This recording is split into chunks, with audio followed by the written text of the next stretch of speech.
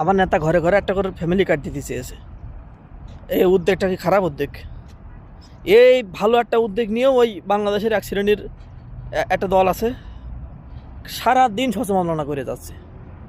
ঠিক আছে, আমার নেতা বিদেশে বসে বসে এই প্ল্যান করেছে। বিদেশ থেকে এসেই কিন্তু একটা বক্তৃতায় তিনি বলেছেন যে আই হ্যাভ এ প্ল্যান, মানে আমার একটা প্ল্যান আছে। এই সেই প্ল্যান, ঘরে ঘরে ফ্যামিলি কার্ড পৌঁছে যাবে। ঠিক আছে, এখন আপনাদের ভালো লাগলেও কিছু করার নেই, না লাগলেও কিছু করার নেই। ফ্যামিলি কার্ড অলরেডি পৌঁছাই গেছে, অনেক ঘরে পৌঁছাই গেছে। ঠিক আছে, বাংলাদেশে যদি বেকারত্বে ভরেও যায়, ও বেকারত্ব দূর করার টাইম আমাদের নেই, আমরা ফ্যামিলি কার্ড দেবই। বাংলাদেশে যদি দুর্নীতিতেও ভরে যায়, দুর্নীতিতে যাক ভরে সমস্যা নেই, ফ্যামিলি কার্ড প্রতি ঘরে ঘরে যাবেই। চাঁদাবাজও যদি ভরে যায় তাও মনে করেন টেনশন নেই, ফ্যামিলি কার্ড তো তো ঘরে ঘরে যাবেই।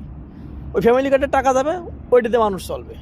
ঠিক আছে, বাংলাদেশের পুরো বাজেট, বাৎসরিক যে বাজেট, ওই সব বাজেট যদি ফ্যামিলি কার্ডে চলে যায় তাতেও সমস্যা নেই। এখন আবার অনেকে ভাবতে পারেন, ভাই তাহলে সরকারি চাকরিজীবীদের বেতন দেবেন কী করে? আরে ভাই, ওকেও একটা করে ফ্যামিলি কার্ড দিয়ে দেবো, বোঝেননি? ওরাও একটা করে ফ্যামিলি কার্ড নেবে, নিয়ে ওদের জীবনযাপন চলবে। আর এই এমপি মন্ত্রীরা, এদের কোনো বেতন হবে না, ওদেরও একটা করে ফ্যামিলি কার্ড দেবো, ওরাও একটা করে ফ্যামিলি কার্ড নেবে।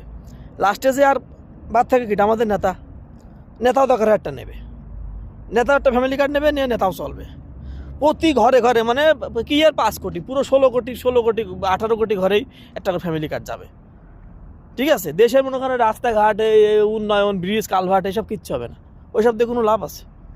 পুরো যা বাজেট হবে, ওই বাজেট সব ফ্যামিলি কার্ডে যাবে। দেশের টাকা ফ্যামিলি কার্ডে না ঢুকলে আমার নেতা কি বিদেশ থেকে টাকা এনে ঢুকাবে নাকি? আমার নেতার কি কোটি কোটি টাকা মজুদ আছে নাকি? সুতরাং এই ফ্যামিলি কার্ড সম্পর্কে আর কোনো বাজে মন্তব্য কিন্তু করবেন না কলম। আমার নেতার এই মহৎ উদ্যোগে আপনারা সহযোগী হন, বিরোধী করেন না। ভালো হয়ে যান।